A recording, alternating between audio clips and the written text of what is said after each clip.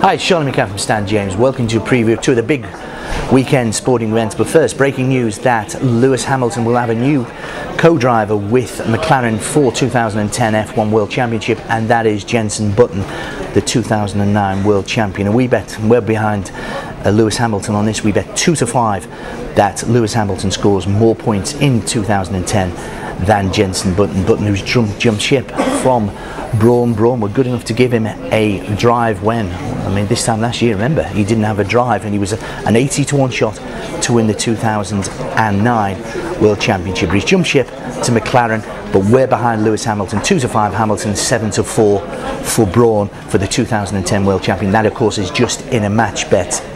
The golf tournament of the week, the road race to Dubai, culminates this weekend. 51 weeks ago it started. Sergio Garcia won the first tournament en route, and amazingly, I bet at that time 22-1 he is to win this weekend, Sergio, and he really has had I think quite a lean spell this year.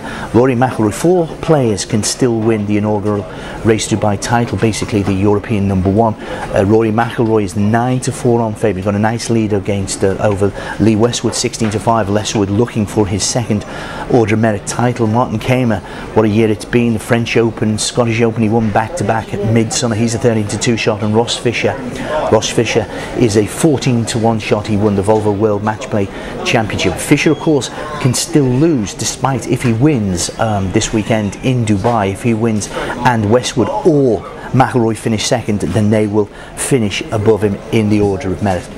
McIlroy is our 9-1 favourite, and came at 12. Westwood and Ernie Els, and Ernie Els would be my selection. I've said this for an awful long time. The Big Easy looks to be coming back to his best. Remember, nobody will have played on this. This is a new tournament. It's a Greg Norman designed golf course. It's Harrington triple major winner, Padraig Harrington, 18-1 shot. It's 20-1 then Fisher, 22 is Garcia, as I spoke, 8-1 for Ian Poulter and Steve Goosen.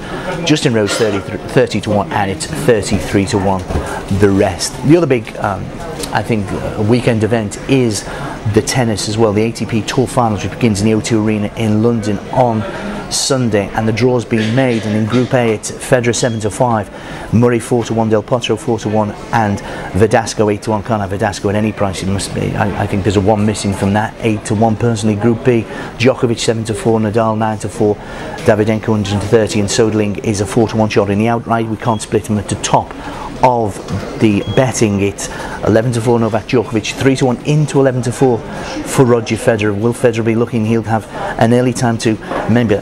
He was beaten in the US Open final, last major, by Del Potro, and he's in the same group. It's 7-1 then Nadal, 4-1 Murray rather, 7-1 Nadal. That is, looks at a big price for Rafa. You can imagine that this 12 months ago that Rafa Nadal would be 7-1 for any tennis tournament. It is 12-1 for Nikolai Davydenko, 16 Soderling, Verdasco again 33-1. Can't have him. We'll have prices on all the games, of course, throughout the 8 days of the tournament in London. We've got prices on who will qualify from Group A and Group B, and of course for those not to qualify. I think Del Potro, people saying that he may be injured, I think Del Potro, I think in that group, I think he's 6-4 with ourselves as Stan James to qualify. I think he will. I'm not convinced which one it will be, whether it will be Murray or Federer who doesn't make it through, but it's a fascinating event. 8 of the top 9 players in the world. Remember, Andy Roddick withdrew today because of injury, but Robin Soderling, of course, who got to the French final earlier in the season, I think he really is a player as well. But going back, Lewis Hamilton, 2008 World Champion, 2-5 against 2009 World Champion Jenson Button, 7-4. Who do you think will score more points? Be lucky.